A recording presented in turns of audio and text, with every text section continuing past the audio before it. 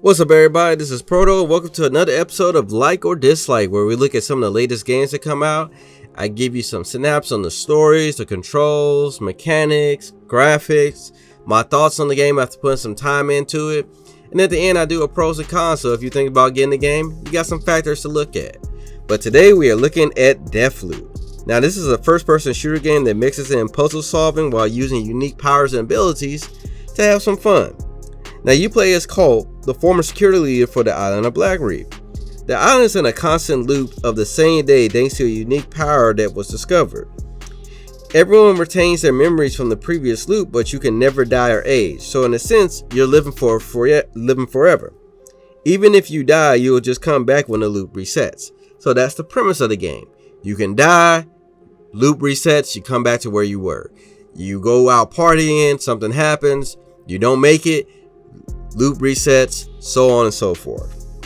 Now, after living like this for a while, Colt decides he wants to break this loop, but the only way to do that is by killing the leaders of the island because they are the connection.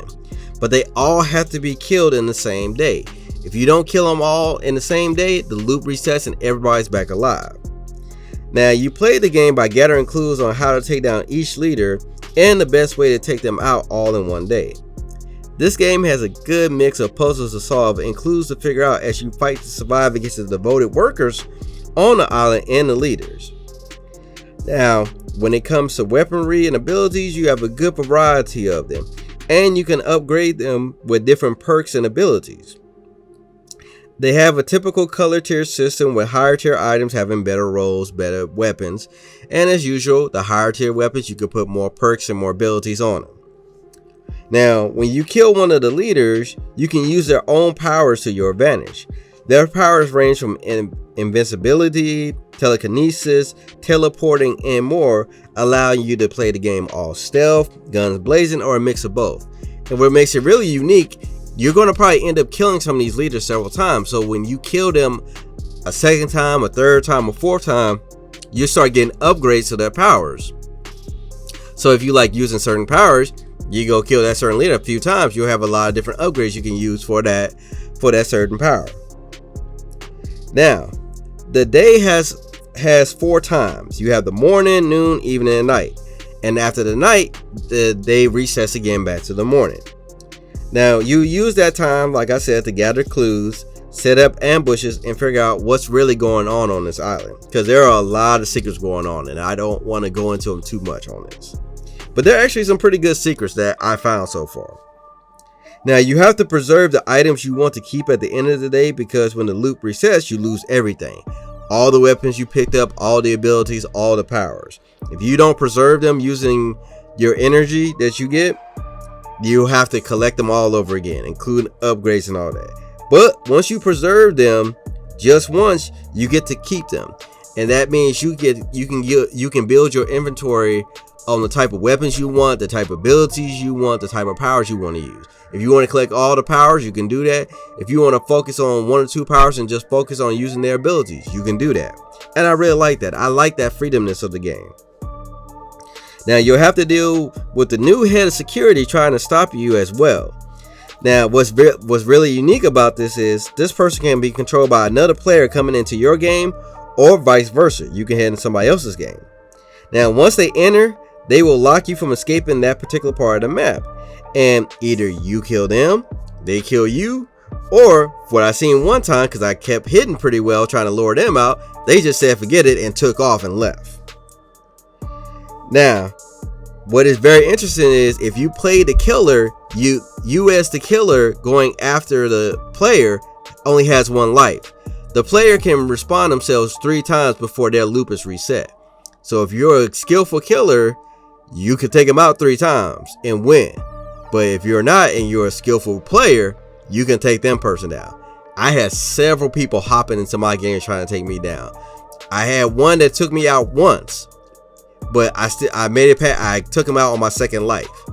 And I actually started building up a good variety of weapons, and I always kept an all-purpose weapon in case it happens, because it's very random. You don't know when it's going to happen. You could be doing a mission, doing a storyline, and then suddenly you'll just see a player has entered your map you gotta either track them down, or they're gonna track you down. You firefight, or if you can hack their way from keeping your escape out, you can get away before they get you. So it definitely adds another level to the game, because like I said, you can just be playing the game and enjoying it, and then this happens and it's like very tense. It's like hunt or be hunted, and I really like it. Now, graphics wise, the game looks amazing. With its 60s themes mixed with bright, vivid colors, and the areas changing with each time of the day, the game looks very nice. And as you guys see, all this gameplay was captured on a PC at max settings.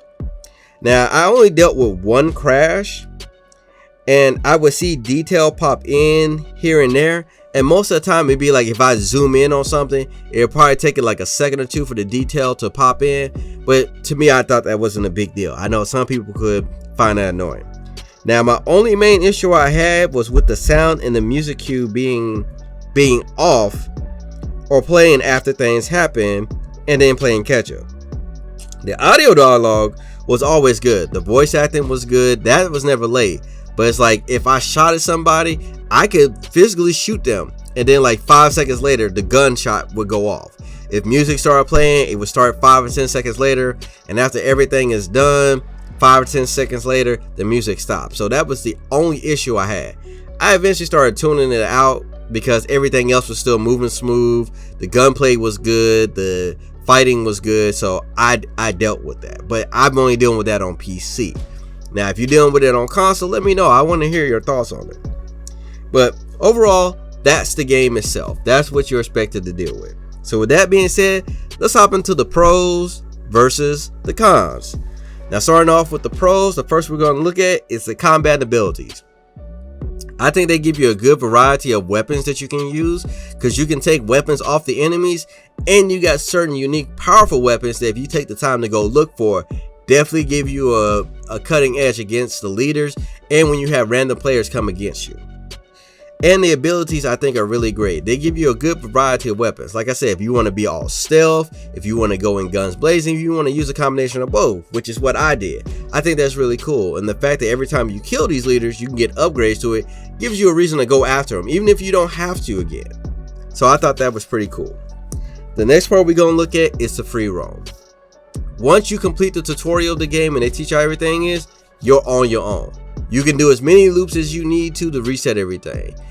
You can find one clue and spend all day doing that, or you can do multiple ones. There's no really set plan. You do it how you want to. And I love that. Like I said, they basically give you everything and you go at it. And the last part we're going to look at is the puzzles and clues.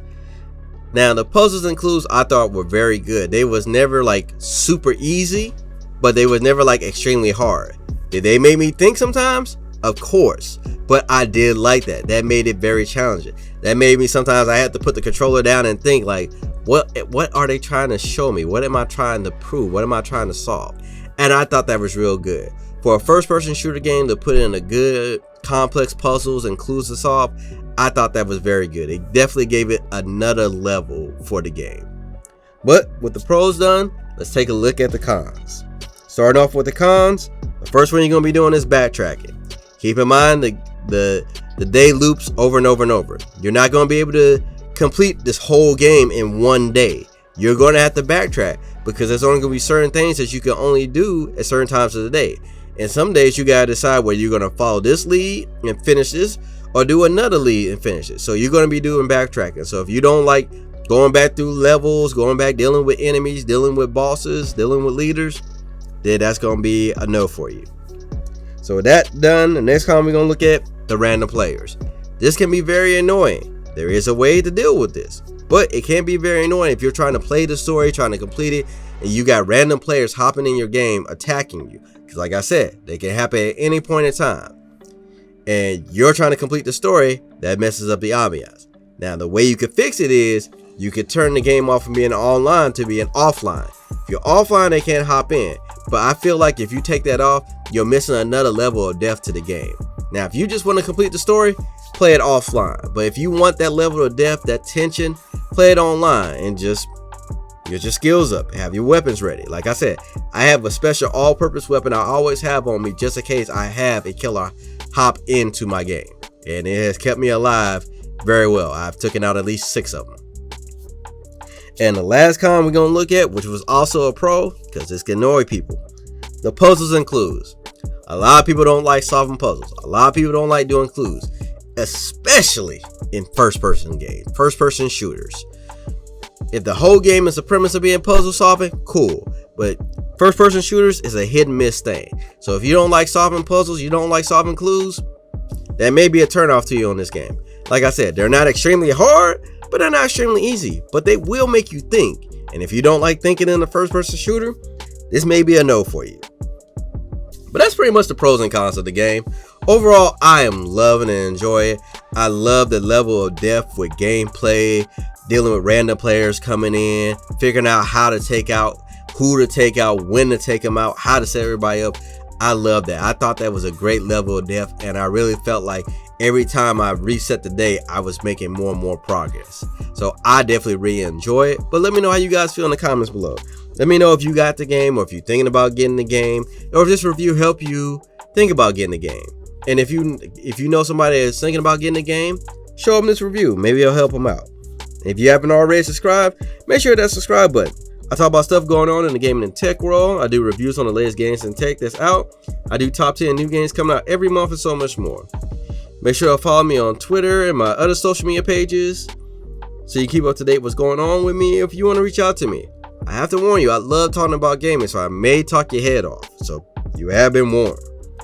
Otherwise, you can catch me streaming on Twitch. I play indie, PC, console, and VR games. So if you want to see me playing a game in real life, like I may be playing some of this streaming and watch once I finish with this review, which I'm doing right now, I may play so you guys can see and see how I'm solving everything. But I usually stream, like I said, every Monday, Wednesday, sometimes either Saturday or Sunday. But you want to know, follow me on social media. You'll find out what I'm streaming for that week and what I am streaming. But this is Proto, and I'll catch you guys in the next video.